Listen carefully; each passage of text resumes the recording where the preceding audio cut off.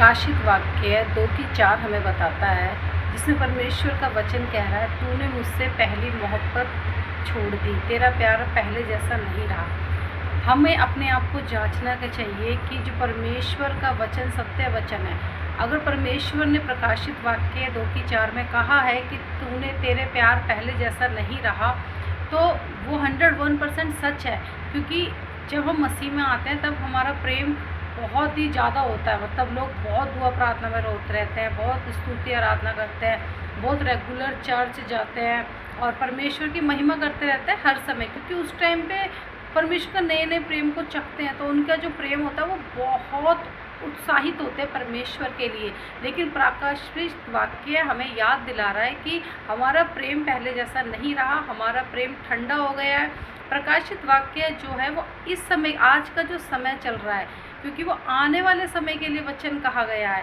प्रकाशित वाक्य में जो बातें लिखी हैं वो जो आने वाले समय में पूरी होंगी, उन बातों के लिए जो अंत के समय चल रहा है। तो अंत के समय में सच में बहुतों का प्रेम ठंडा पड़ चुका है। लोग आज की डेट में चर्च जाना तक छोड़ चुके हैं।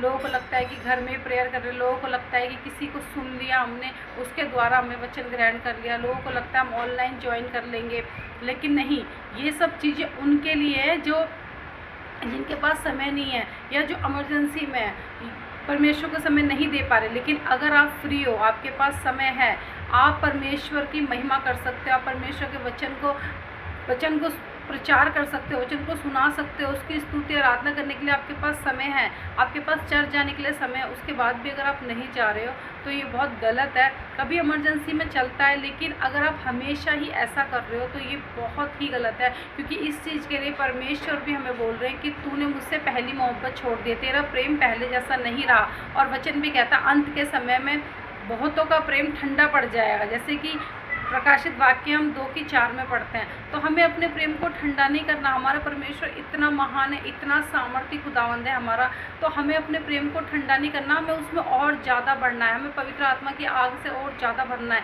ताकि हमारे द्वारा और लोग उद्धार पा सकें। हमें देखकर लोग जान सके कि सच में परमेश्वर की महिमा करने वाले लोग हैं। लेकिन आज उल्टा है। आज लोगों में संसारिक चीज़ों में ज़्यादा चले गए, संसारिक चीज़ों में ज़्यादा समय बिताना चाहते हैं, संसारिक मनोरंजन की चीज़ों में चले गए हैं।